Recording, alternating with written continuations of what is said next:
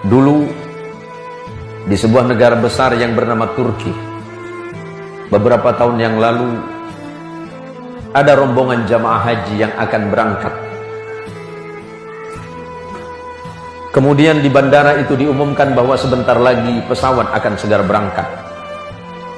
Maka para penumpang pesawat yang akan berangkat dari bandara Istanbul, Turki menuju Makkah diminta untuk segera menaiki pesawat. Ketika seluruh penumpang yang dimaksud sudah naik, tiba-tiba ada seorang nenek yang tidak mau naik ke dalam pesawat. Alasan nenek itu sederhana, karena barusan mendengarkan suara azan. Sebelum pesawat itu berangkat, nenek ini mendengarkan suara azan. Beliau lebih memilih untuk sholat dulu dibandingkan dengan naik ke pesawat.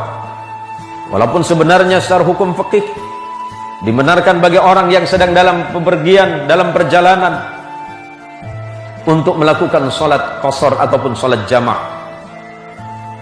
Tetapi beliau tidak melakukan itu. Beliau lebih memilih tetap tinggal di bandara walaupun pesawat itu berangkat. Karena ibu ini yakin bahwa siapapun yang bertakwa kepada Allah, siapapun yang mengikuti perintah Allah, yang taat kepada Allah, yang sungguh-sungguh dia patuh kepada perintah Allah dan Rasulnya, patuh kepada perintah agama, tidak lalai kepada kewajibannya, maka Allah pasti tidak akan pernah melalaikannya.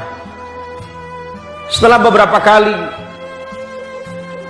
di bandara diumumkan memanggil kembali ibu yang dimaksud, tapi ternyata ibu ini tidak bergeming.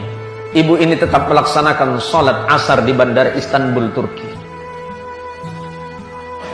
Di dalam sholatnya dia tidak mengingat apapun, dia tidak mengingat penerbangannya, dia tidak mengingat tujuannya haji. Dia hanya ingat satu, bahwa aku ini adalah hamba Allah. Apakah dalam perjalanan aku masih hidup? Jangan-jangan dalam perjalanan aku tidak diberikan kesempatan oleh Allah untuk melaksanakan sholat. Maka lebih baik aku sholat. Berapa lama waktuku sholat? Paling lama waktuku sholat hanya antara 5 dan 10 menit. Maka karena keikhlasan ibu ini, dia tetap sholat. Dia patuh kepada perintah Allah. Dia lebih memilih ditinggalkan pesawat yang berangkat ke tanah suci Makkah dibandingkan dengan meninggalkan sholatnya. Setelah 1 jam berlalu, ibu ini tetap berada di tempatnya. Dan tiba-tiba pesawat tadi yang sudah berangkat kembali lagi ke bandara. Apa alasannya? Pesawat yang sudah berangkat 1 jam dari bandara Istanbul, Turki kembali lagi. Apa alasannya?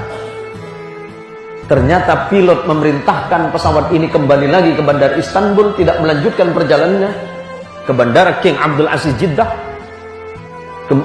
Alasannya satu, karena ada seekor burung pipit yang memasuki mesin pesawat. Dan ini di luar akal, ini di luar nalar.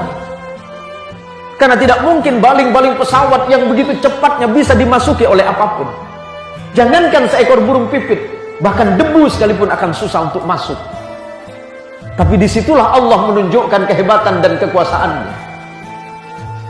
Allah dengan kemahaagungannya membuktikan bahwa barang siapapun yang bertakwa kepada Allah dengan sebenar-benarnya, dia tidak akan pernah dibuat susah oleh Allah.